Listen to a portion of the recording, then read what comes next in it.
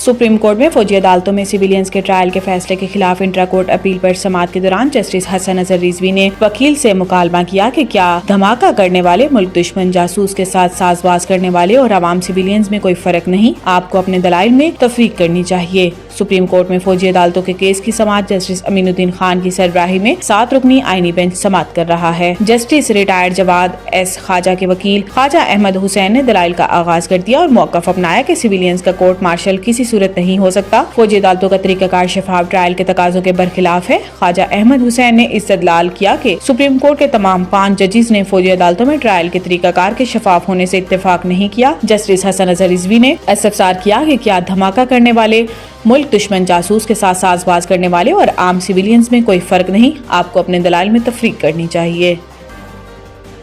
वज़ीर आला सिंध मुराद अली शाह की ज़ेर सदारत सिंध काबीना के इजलास में एग्रीकल्चर इनकम टैक्स बिल 2025 की मंजूरी दी गई। एग्रीकल्चर इनकम टैक्स बिल जनवरी 2025 से नाफिजुल अमल है। वज़ीर आला सिंध मुराद अली शाह ने कहा कि सिंध हुकूमत ने एग्रीकल्चर इनकम टैक्स में लाइव स्टॉक को शामिल नहीं किया। Agriculture income tax board of revenue BOR की बजाय सिंध रेवेन्यू बोर्ड SBR जमा करेगी। कुदरती आफात की सूरत में एग्रीकल्चर इनकम टैक्स में एडजस्टमेंट होगी। इन्होंने कहा कि आबाद अराजी को छुपाने की सूरत में जुर्माना लगाया जाएगा। छोटी कंपनियों पर ज़राई टैक्स 20% और बड़ी कंपनियों पर 28% लागू होगा। 150 मिलियन रुपए ज़राई आमदनी हासिल करने वाले एग्रीकल्चर इनकम टैक्स से मुस्तस्ना होंगे। ज़राई आमदनी 150 मिलियन रुपए तक 200 मिलियन रुपए तक 1% टैक्स लगेगा। 200 मिलियन रुपए से 250 मिलियन रुपए तक ज़राई आमदन पर 2% टैक्स लगेगा।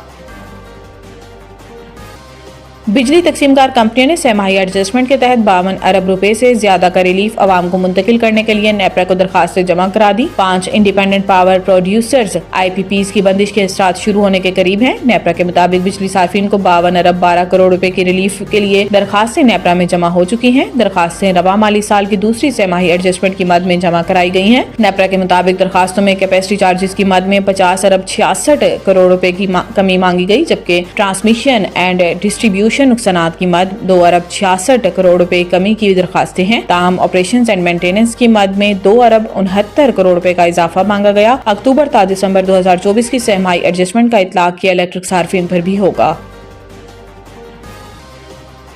कराची पोर्ट ट्रस्ट KPT की अरबों रुपए मालियत की तकरीबन 1/3 अराजी यानी 1448 एकड़ पर तजावुजात हैं, जबकि पोर्ट कासिम अथॉरिटी की 30 एकड़ जमीन पर गैर कानूनी कब्जा है। गैर कानूनी कब्जा शुदा जमीन पर हुक्मरान सियासी जमातों से ताल्लुक रखने वाले बाज़ सियासतदानों की मुबैना आशीर्वाद से तजावुजात कायम है, जबकि विफाक की तकरीबन 350 एकड़ अराजी पर सिंध हुकूमत काबिज है। वजारत दिफा के ज़राए के मुताबिक मुल्क के मैरीटाइम सेक्टर की इस्लाह के प्रोजेक्ट के हवाले से वज़ीर आज़म शहबाज शरीफ को जो मालूमात फराहम की गई हैं, इसके मुताबिक साहिली पट्टी से जुड़ी इंतहाई महंगी जमीनें तजावुजात और तबाहाली का शिकार हैं, जिसका नतीजा ये है कि यहाँ कोई मुआशी सरगर्मी नहीं हो रही।